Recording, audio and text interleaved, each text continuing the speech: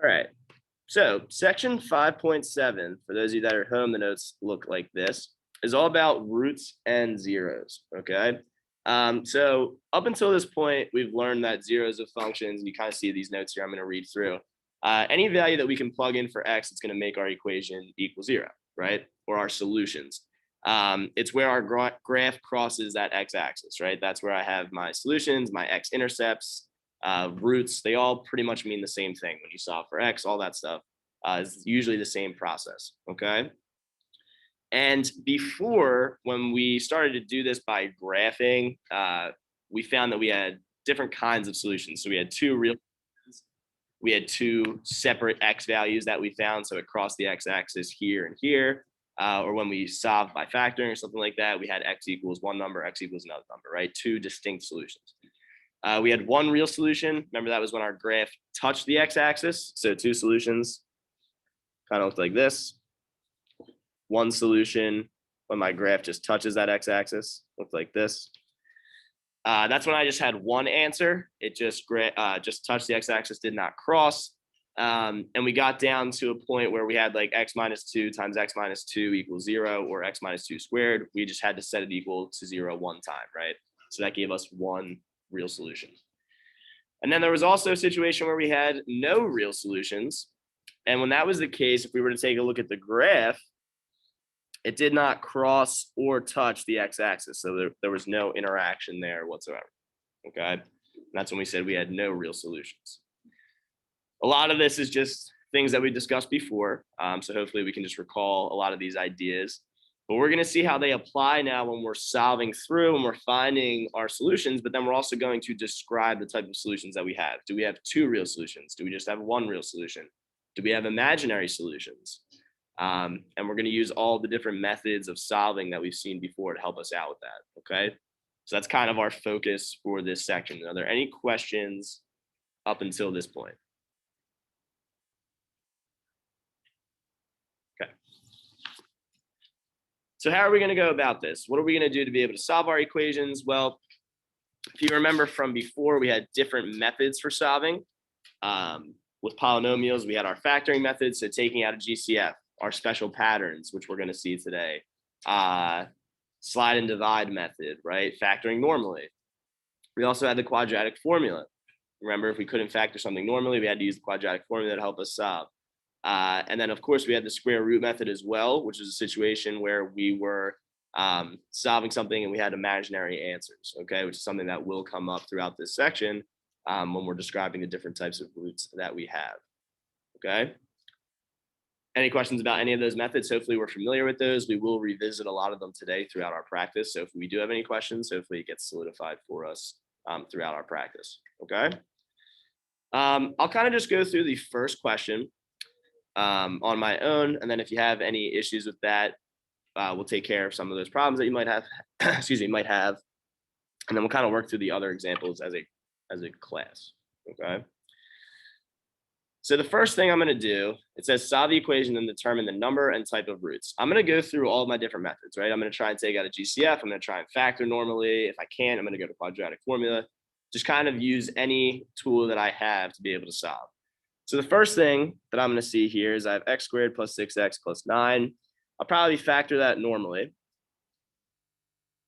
And I see that that breaks down into x plus 3 times x plus 3. If I were to FOIL that just to double check, x times x gives me x squared, plus 3x gives me the 6x, and then 3 times 3 gives me the 9, right? So I'm good there.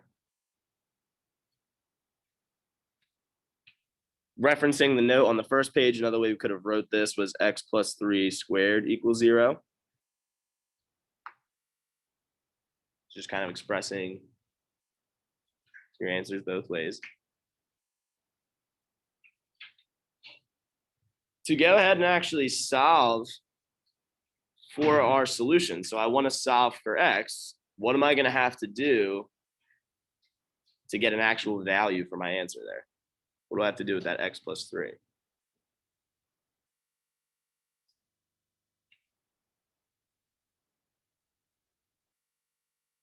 Yeah. Set it equal to 0. Good. And notice that I have x plus 3 squared, so it's the same thing. I only have to do it once, right? I'll take that x plus 3, set it equal to 0, and then I solve. So I get x equals -3.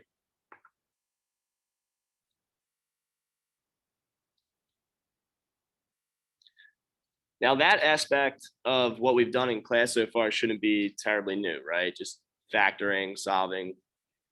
The only added layer that we have on top of this now is to describe the type of roots that we have. So I have x equals -3. That's one number. It's a real number, okay? So after I solve, it says determine the number and type of roots. I'm going to say I have one real root or one real solution.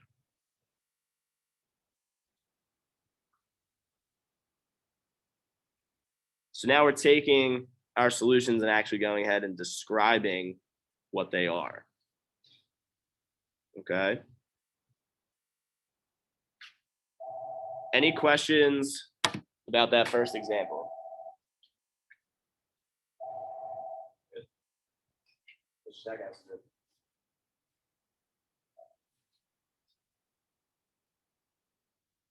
No, they are online. Gotcha. Yeah, no worries.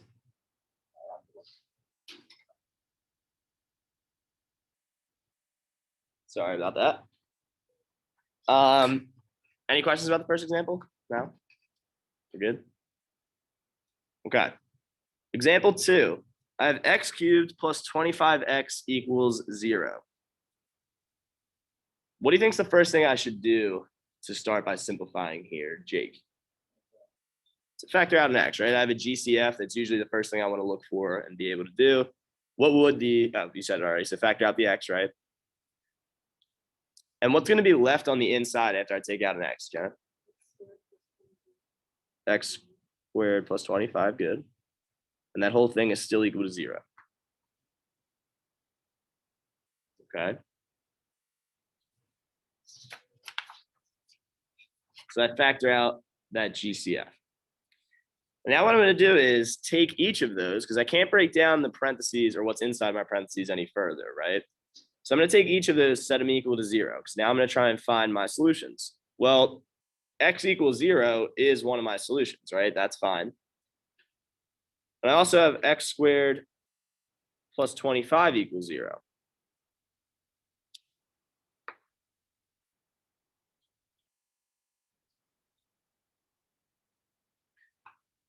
Well, I can't break down this any further, but I can simplify this x squared plus 25 to actually find solutions. What would I have to do on both sides to break that down? Subtract 25, good.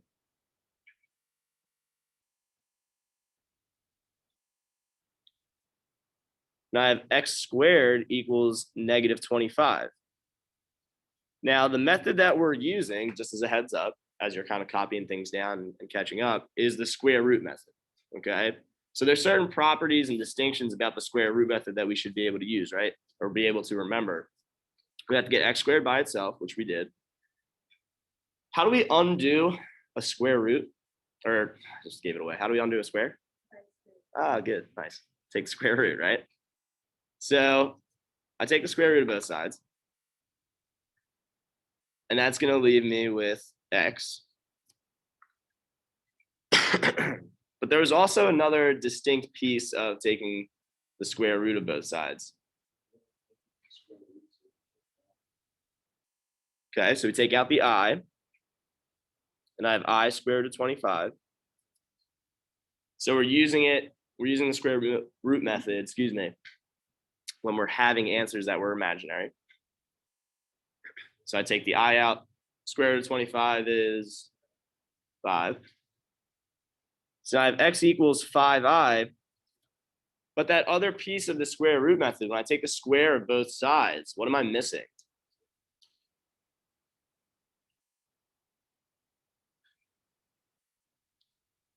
Anybody remember? I have to include this in all my answers.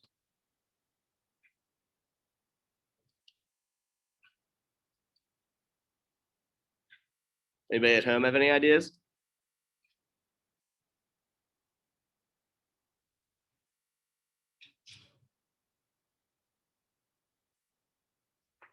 positive negative in front of that, right?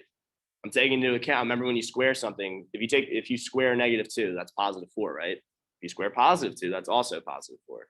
So you're taking into account both the positive and negative of your answer, okay? So now I have my x equals 0, and my x equals positive -5i. Those are my solutions. I have to describe the type of roots that they are. Well, 0 is a real number, which means that I have one real root.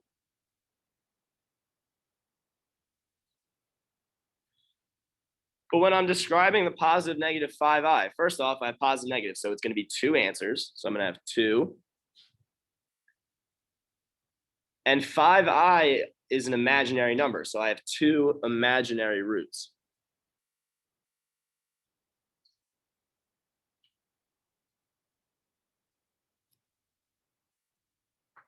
Okay. So as you're going through, if a number doesn't have an I attached to it, it's going to be a real number, right? Anything that we've seen before, even if it's in a square root or something like that, it's a real number. If it has an I attached to it, it's imaginary. So when you're describing your roots, just kind of look for that distinction as well, to help you describe things and help you simplify. Any questions about that example?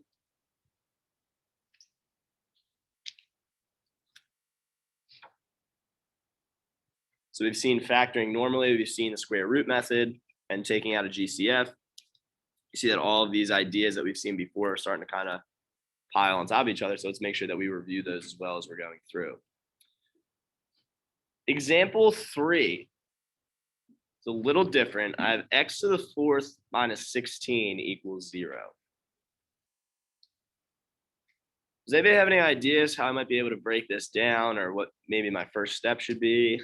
Any kind of insight?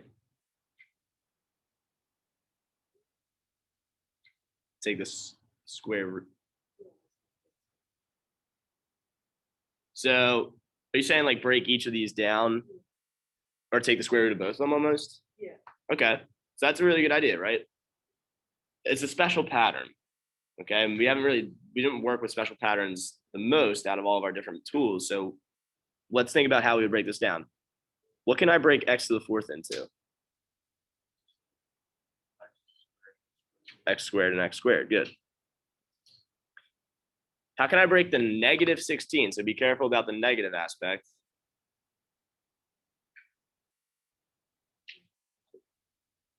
Right, +4 and -4. And then I can write this. So what this was a difference of squares, right? Remember we had two terms and we could break both of them down. There's a negative sign in between. I can think of this as x squared plus 4 times x squared minus 4.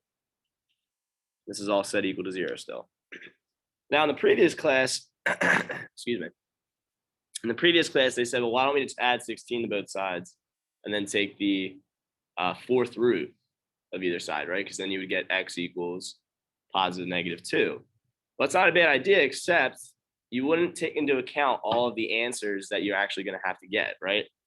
Remember that I said before, if you look at the highest exponent, right, that's going to determine the number of solutions that you have, okay? So look, in the first example, I had x squared, right? I had one real root, but it was -3. It happened twice, so it was a double root. In this second example, x to the 3rd power, well, I had one real root and 2 imaginary. So 1 plus 2 gives me the 3 solutions I should have. X to the 4th, I should have 4 different types of roots here, okay, or 4 solutions.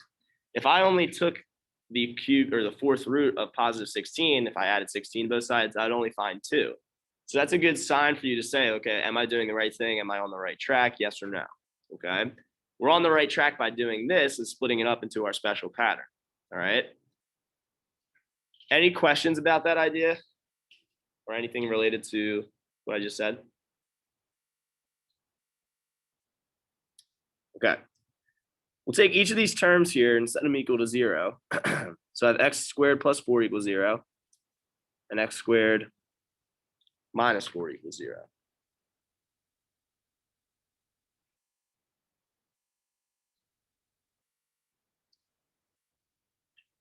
Probably the easier one to work with just to start, the x squared minus 4 equals 0. How would I solve for x in that case? I can add 4 and then take the square root. So my answer is going to be what? What's that? Just 2? Positive -2, right? When we're taking the square root, we need to make sure we include both positive and negative for our final answer.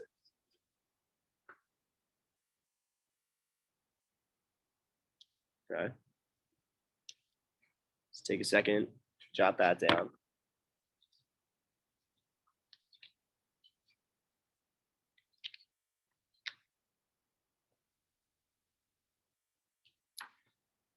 On the other side, how would I simplify that? So the x squared plus 4 equals 0. Subtract 4. Good. Now x squared equals -4. What do I have to do on both sides? Square root. Now I'm taking the square root of a negative number. How is that going to simplify? Good. So plus or minus 2i, right? I would take the I out first. I'd have I square root of 4. I know the square root of 4 is positive -2. So that gives me positive -2i.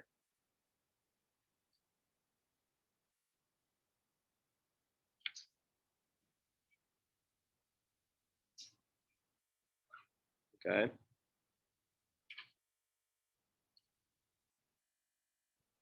Given what we talked about before, because we're almost done, right? We found our solutions, but now we want to determine the type of roots that we have.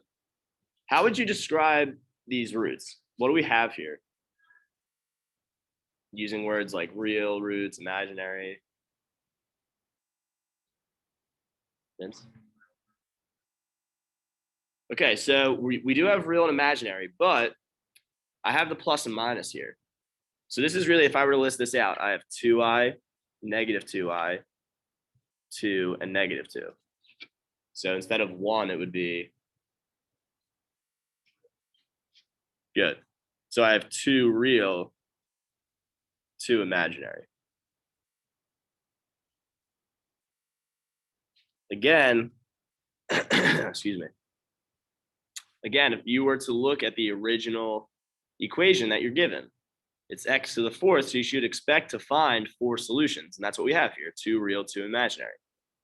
But what's interesting is that if you were to graph this, you'd see that it crosses twice. You'd think that you maybe only have 2 solutions in general. Imaginary solutions, like I said on the first page, is a case where it doesn't necessarily cross the x-axis. So yeah, you'd think it might be no solution. It's just that it exists in a different plane, in the imaginary plane. Okay. Any questions about example 3?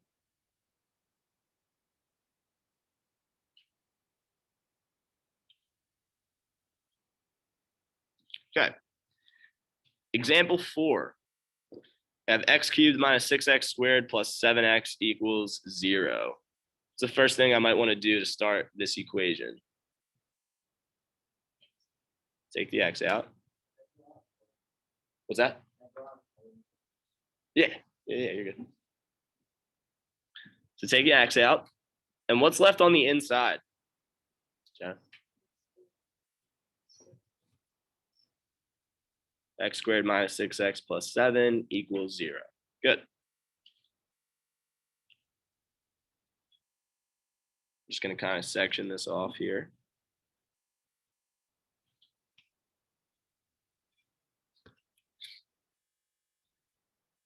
So then just like before,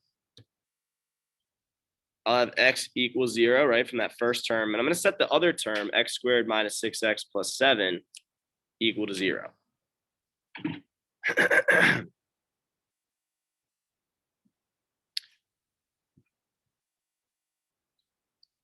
X squared minus 6x plus 7. Can I factor that normally? How can I break that down?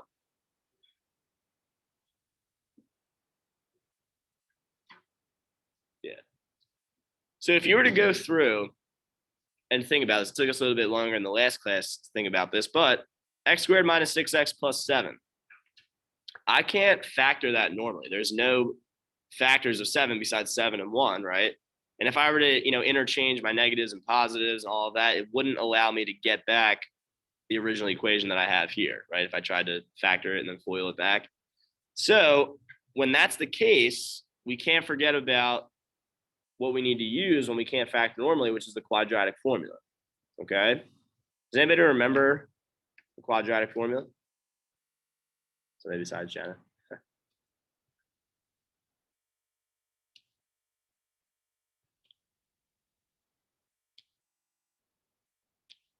Or at least pieces of it. Anybody at home?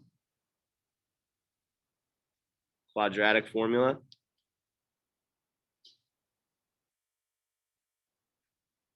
All right, gentlemen.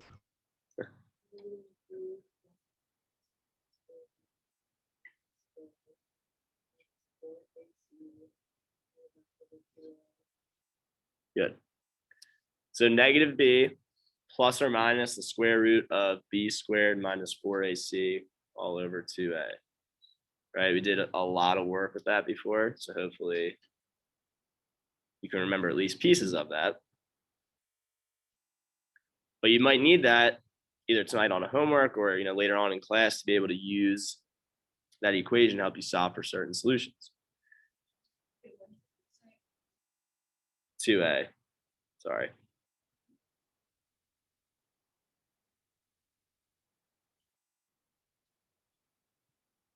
So right now I know that x equals 0 is one of my solutions. I got that from taking out the GCF. And then what we just discussed is that I can't break down the other factor by factoring normally. I have to use the quadratic formula. So when I do that, I'll have, instead of -6, I'll have +6 plus or minus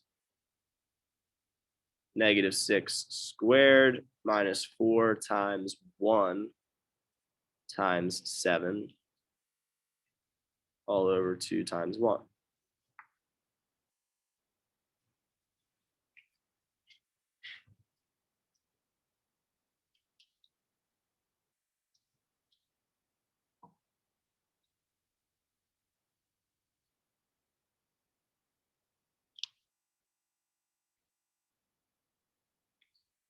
Take a second and simplify that. Just what's inside the square root and anything that's in the denominator there, and tell me what the next line should look like.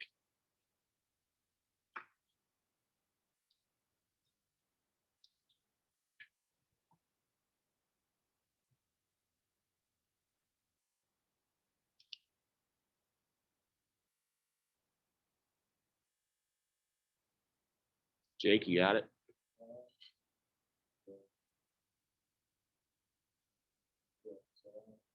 X equals 6 plus minus square root of 36.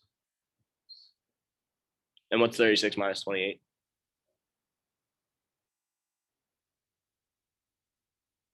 8, right? Over 2. Good. So you should have got 6 plus or minus square root of 8 over 2, because -6 squared gives you 36. Minus 4 times 1 times 7, well, that's minus 28. So that gives you that square root of 8.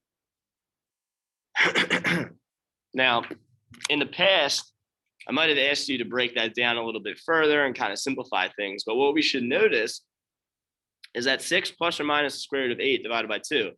It's going to give us some decimal, but it is still a real number, right?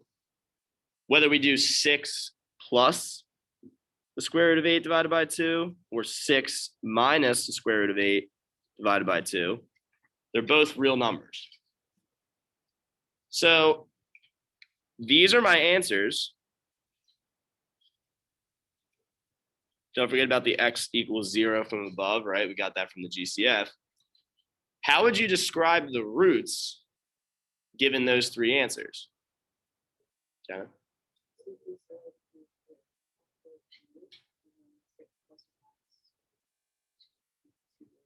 Right. So how many real roots do I have in total?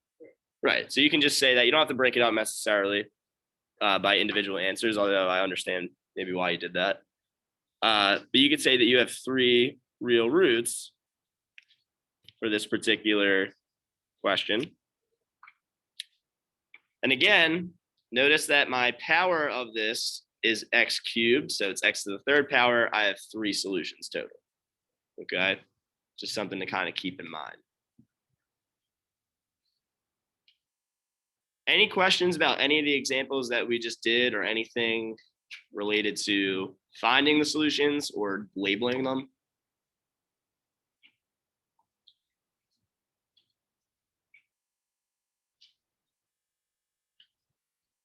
Okay. So what we've done so far isn't necessarily super new, right? The way that we find our solutions, the only thing that we added on top of that was kind of excuse me, labeling them and kind of describing what the solutions are. That's us working forwards, right? But there could also be a way for us to work backwards. Maybe they give us the zeros, they give us the solutions and the roots, and we're going to be able to determine what the equation is based off of the solutions that we're given. Okay, and we're going to see two examples right here where we're going to work through and kind of find our original equation based off of these zeros that they give us. Okay. So the directions will say this on your homework tonight. It says write a polynomial function of least degree given the following zeros. Least degree means that you're just going to combine like terms as much as you can. Okay. So they give us 2 and 2. And we're going to take this step by step. So each bullet point is what you need to do given a problem like this. It says first start by writing x minus solution number 1 times x minus solution number 2, and so on and so forth until you've included all of your solutions. So I'll write, in this case, x minus 2 times x minus 2, because those are the two solutions that I am given.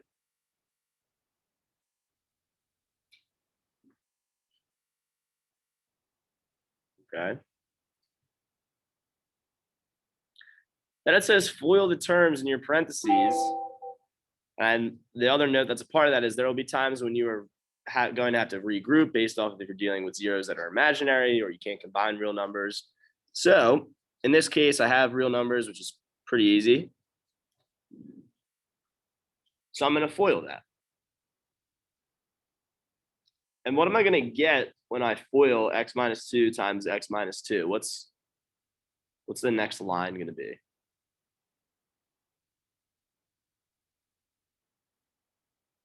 Somebody different here.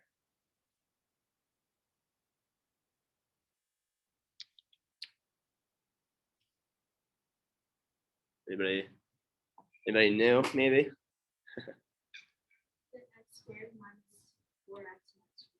Good. So x squared, right, minus 2x plus 4. And then when we combine like terms, which we need to do in the next line, as you said, we have x squared minus 4x plus 4. I can't combine any like terms further. The only thing I'm going to do is put a y equals in front of this to signify that it actually is an equation. And what we just did was we took our roots. So we took our solutions. We know where they're at. In this case, it was a double root, right, with positive 2. So this would just touch the x-axis. And this is the equation of our graph. Okay, y equals x squared minus 4x plus 4. Okay. Any questions about that example? Pretty straightforward, right? Nothing too difficult. Let's take a look at the next example. Now I have 3 solutions. So what should the power of my equation be? To the third power, right? Good. Another thing to keep in mind, right, determining when you have the number of solutions, the number of real solutions you have should be the power, or the number of solutions in general should be the power that you have in your original equation. How would I, so given what we did in the beginning, right, of this last example, how would I start this particular problem? What would I write down?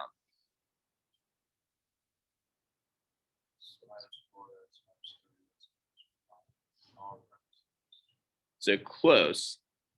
So you're subtracting the solution. So if it's subtracting negative 4, what does that become? Positive 4. Right? So it's x minus a negative 4. Well, that becomes x plus 4. So that's something to keep in mind, something to be really careful about is if you have solutions that are negative, then they're going to become positive inside your parentheses when you originally start writing. So instead of negative 3, it's going to be x what? x plus 3. The positive 5 will be an x minus 5, though, right? Because it's a positive number.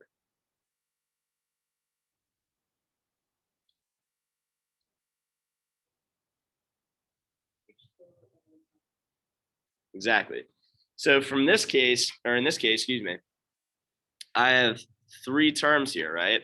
I'm going to FOIL 2 of them together to start and try and simplify that way, and then multiply maybe the 3rd term through each time. So you're going to see something that we did last section, or one of the last sections that we did with multiplying through with different variables and stuff like that. So I'll FOIL maybe these first 2 terms. And when I do that, what do I get? So what's x plus 4 times x plus 3 going to give me?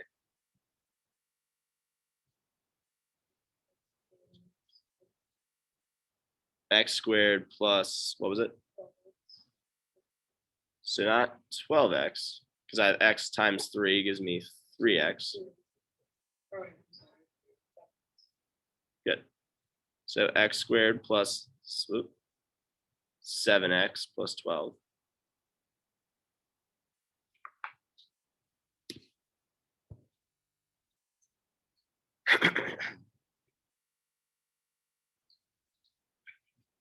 Any questions about how I got that?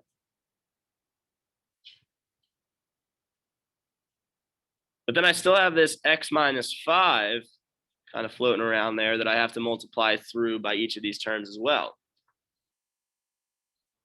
And like I said, we did something similar in the last exam, or the last couple sections when we were dealing with multiplying polynomials. I have to distribute not only this x, but this negative 5 through to each term. So what happens when I multiply each term by x? What do I get, Vince? X cubed Good. plus 7x squared plus 12x. Good. Negative 5x plus negative 5x plus minus negative 60. Good. So minus 60. Right. Good. So I multiplied each term through by x and each term through by negative 5, making sure that I added exponents when I was multiplying variables that were the same, right? That's what we talked about in the last couple sections. Any questions about how I got up to this point?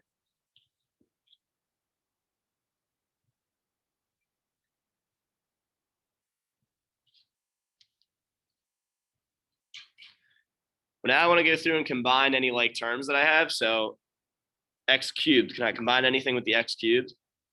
No, right, I'll just rewrite that. 7x squared, can I combine anything with 7x squared? And that's going to give me 2x squared, good. The 12x, and what's that going to give me? Good, negative 23x. And then I have the negative 60.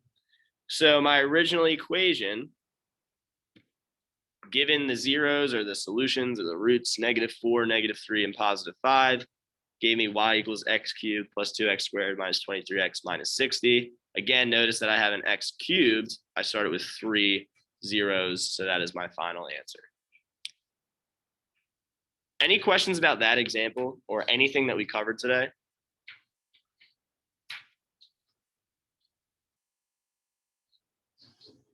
Okay.